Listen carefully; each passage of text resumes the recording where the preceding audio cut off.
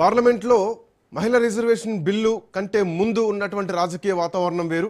తమిళనాడులో బిల్లు రిజర్వేషన్ని పార్లమెంట్లో చర్చల తర్వాత దాన్ని వ్యతిరేకించిన తర్వాత ఆ బిల్లు వీగిపోయిన తర్వాత జరుగుతున్నటువంటి ప్రచారాలు వేరు. మహిళలకు అవకాశాలను కల్పిస్తాం, మహిళా రిజర్వేషన్ తీసుకొస్తాం అని దేశం మొత్తం చెప్పినా కానీ తమిళనాడులో హక్కులకు భంగం కలుగుతోంది. తమిళనాడు పైన హిందీ ప్రభావాన్ని రుద్దేటువంటి ప్రయత్నం చేస్తున్నారు అని ఆ రోజు పార్లమెంట్లో సమావేశాలు జరుగుతుంటే తమిళనాడు మొత్తం నల్ల జెండాలతో నిరసన తెలిపారు, ఇంక్లూడింగ్ ముఖ్యమంత్రి స్టాలిన్తో సహా.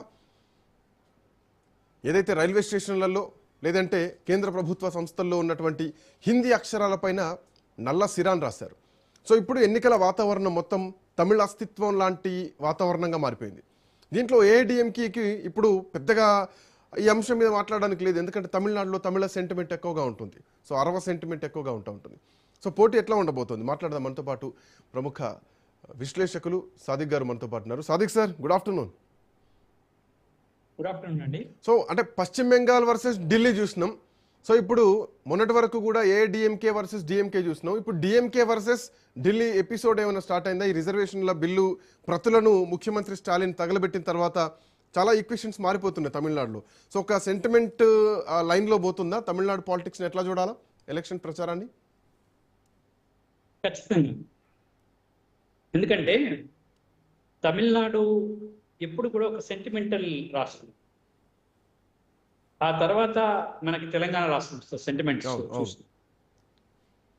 అయితే ఇక్కడ ముఖ్యంగా గమనించాల్సింది ఏంటంటే ఆది నుంచి, అంటే భారతదేశం ఏర్పాటు కాబడినప్పటి నుంచి తమిళనాడు ఒక విస్తృత ప్రాతిపదికలో తన భాషని, తన శైలిని, తన సంస్కృతిని కాపాడుకునే ప్రజా ఉద్యమాలను చేసినటువంటి రాష్ట్రం.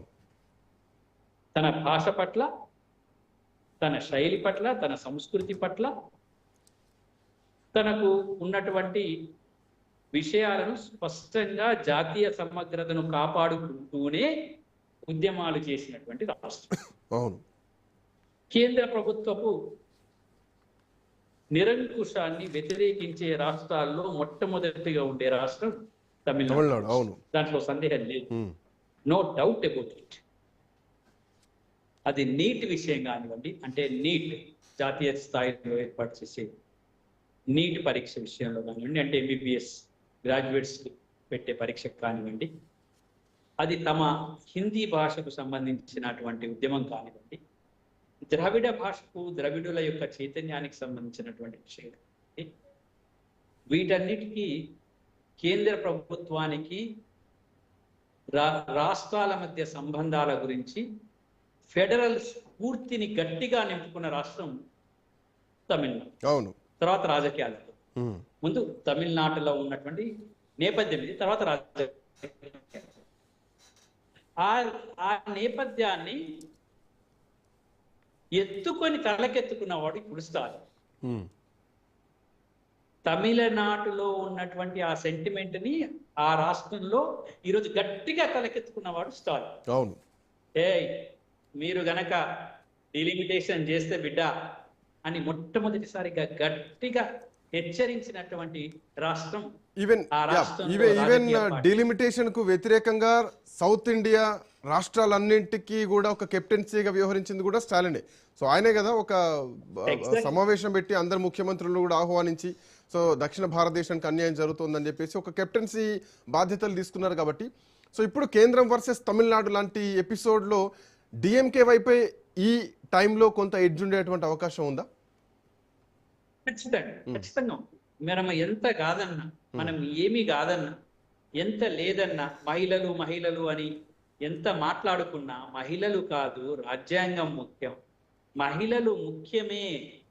కానీ ఒక్క మాట చెప్పండి, నాకు ఈ రోజులలో బాగా ఊదకరు, అంటే బాగా ఒక ప్రచారాన్ని తీసుకొస్తున్నారు. కేంద్ర ప్రభుత్వంలో లేదా పార్లమెంట్లో మహిళలు శాతం పెరగాలనేది అందరి అభిమతం అండి. ఏ ఒక్కరి, ఇది కేంద్ర ప్రభుత్వంలో దక్షిణాది రాష్ట్రాలు కానివ్వండి, ఉత్తరాది రాష్ట్రాలు కానివ్వండి, ప్రపంచంలోనే జెండర్ మహిళలు పెరగాలని అందరం అనుకుంటున్నారు. దానికి తిరుగు లేదు, ఎవరు అణచివేసినా అది ఆగదు. కాకపోతే ఇక్కడ ఒక డిలిమిటేషన్ విషయాన్ని ఎప్పుడో మర్చిపోయిన విషయాన్ని దీంట్లో చొప్పించి మరి ఎందుకో ఒక రాజకీయంగా ఒక లబ్ధి పొందడానికా ఇంకేం చేయడానికో కానీ తీసుకొస్తే అది వీగిపోయిన మాట వాస్తవం, అది ఒక ఫ్యాక్ట్, ఈ రోజు ఒక నిజం.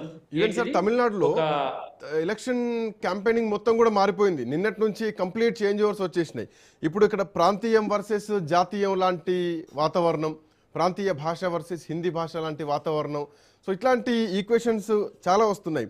భాషా వివక్ష లాంటివి కానీ, లేదంటే అభివృద్ధి విషయంలో కానీ తమిళనాడుకు కేంద్రం ఏం చేసింది, తమిళనాడు ఎట్లా అభివృద్ధి జరిగింది, ఇవన్నీ కూడా అంశాలు ప్రధానంగా ఉన్నాయి. అయితే వీటిలో సార్ ఒక పాయింట్, డిఎంకేకి ఒక పటిష్టమైనటువంటి ఆయుధం దొరికింది. డీలిమిటేషన్ అంశం ఎన్నికల టైంలో, ఎన్నికల ముందు మధ్యలో ఒక పెద్ద ఆయుధాన్ని డిఎంకేకి ఇచ్చింది. బట్ డిఎంకేకి ఇంతవరకు ఉన్నటువంటి కాన్ఫిడెన్స్ కానీ, ఇంతవరకు ఉన్నటువంటి ఆ బలం కానీ ఈ మహిళా బిల్లు విషయంలో, డీలిమిటేషన్ల విషయంలో రాష్ట్రానికి అన్యాయం చేస్తున్నారనే విషయంలో కొంత డిఎంకే బలం తగ్గినట్టు కనిపిస్తోందా?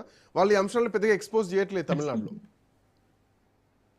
ఏడిఎంకేకి ఎప్పుడైతే జయలలిత గారు పోయిందో, ఆ తర్వాత వచ్చినటువంటి రాజకీయ నేపథ్యం ఏదైతే ఉందో, ఆ నేపథ్యంతో పాటు ఈ నేపథ్యం కలిసింది. మీరన్న నేపథ్యం ఈ రోజు గట్టిగా నిలబడజాలనే ఒక నేపథ్యం కలిసి ఈ రోజు వాళ్ళ దిశ దశను మార్చే అటువంటి అవకాశం కనిపిస్తుంది.